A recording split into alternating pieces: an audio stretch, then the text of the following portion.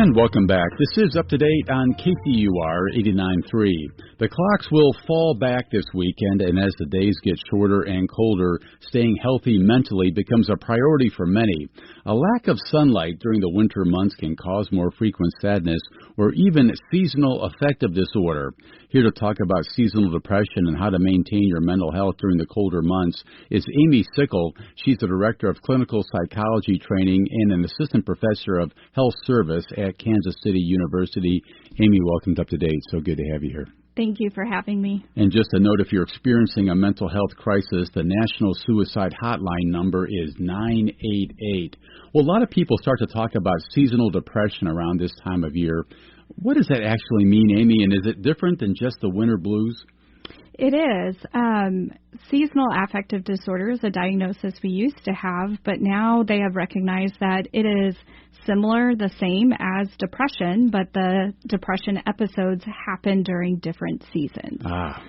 So if more than 2 years you've had depression during the winter, they're now saying it is depression with a seasonal pattern. Okay. Why does seasonal depression occur? What are we talking about? Well, if you think about our thoughts, our feelings, and what we do are all connected. And during the winter, the things that we do begin to change for many people. We go to work in the dark. We're in an office building in the dark. And then tell me about it. Yeah. We come home in the dark. Mm-hmm. And so if we aren't doing the active things or we can't do the things we typically enjoy in the winter, then we might begin to have a shift in our mood. It might change the way that we think, and if we haven't seen the sun for a week and it is cold, that then can have a big impact on how we feel. So simply stated, exposure to sunlight, it's a pretty big deal. It is, and we see that with there are higher rates of depression with a seasonal pattern in a higher latitude. So the further north we go, the less we see of the sun, the more depressed people can be. They can feel. How many people suffer from seasonal affective disorder or just basic depression here? Yeah, depression can impact about 7% of our population, and of that 7%, 10 to 20 of those might have the seasonal pattern. Does this depression that comes along at this time of year, does it manifest differently than traditional depression? No, it's the same. It's the same symptoms of being tired, feeling worthless, not being able to enjoy the things that we typically enjoy, noticing a change in our weight, more or less, noticing a change in our sleep, if we're sleeping more or less. Having difficulty concentrating. So if I love to read, I sit down to read my good book, and I just have a hard time concentrating, or I don't enjoy it as much. And if that lasts for more than 2 weeks, and it's most days, nearly all day, then that's when we need to look at, is this depression? So to combat it, I gather it's important to get outside and see the sun. Yes, and it's being proactive. So it's in these days leading up to our time change, begin making adjustments by 15 minutes, begin finding ways to go out on a walk, take advantage of lunch breaks when the sun is shining, instead of waiting until the evening and then having that feeling of, oh no, another day, I haven't seen the sun. You say making adjustments by 15 minutes. What do you mean? So instead of waiting until Sunday when that time change happens, start tonight. Begin going to bed. Well, go to bed at the same time, but then wake up 15 minutes different to move with that time change. I got you. The other thing you hear about are these artificial sunlight lamps. Do these things really work? There is actually some evidence for them. And they're finding that the use of the light sun lamps are more effective when you use it in the morning time too. So we don't want to use it right before bed because then that will disrupt our normal sleep rhythm. So we want to include that on the earlier part of our day. But I've also found, even for myself, having my lights on a timer when I come home so that I come home to a house with bright lights makes a difference than coming home in the dark. I do the same thing. What other steps can people take to improve their overall mood during the dark winter? It's finding ways to be active in the small things, planning things.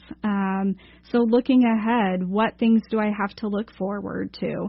And it might be planning a phone call with a friend or planning a trip to a sunny destination. We all have to pick what works best for us. You know, the wintertime is associated with holidays, which, you know, while joyous for many, can be even more isolating for some people. How does that come into play in a situation like this? Yeah, so when we think about holidays, we like to jump to those. It's family, it's fun, it's wrapping gifts. But for some, family gatherings have stress. There's conflict that then they're reminded of, and then they're thinking through, how am I going to manage this situation or that one? Or somebody might have lost a loved one. This might be the first Christmas that they're facing without them. And then you add on limited sunshine, cold weather, I can't travel as much, and now I don't have this person with me. It can make it even more difficult for some. At what point should someone who struggles with this begin to think about seeing a doctor to get some professional help?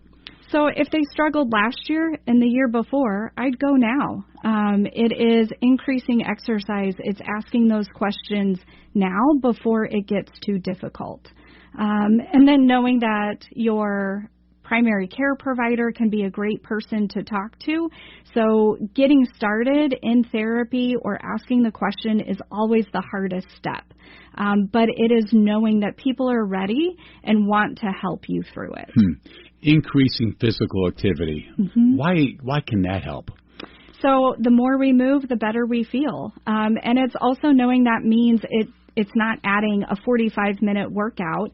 It might mean while watching TV, I get up every 15 minutes to go do a chore in the house, and I make those small movements until then I can work up to a 5-minute walk, a 10-minute walk, a half-hour walk. Yeah.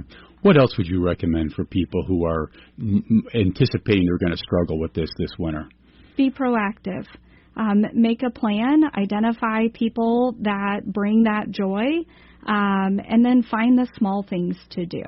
So it might be scheduling a phone call with someone you enjoy with to talk with and have a good conversation, not just focused on this is really rough, but talk about some of those favorite memories or activities. I think that's such a good piece of advice, to be proactive and not just sort of be a victim of this freight train that might be coming at you here. And that's so important, you're saying.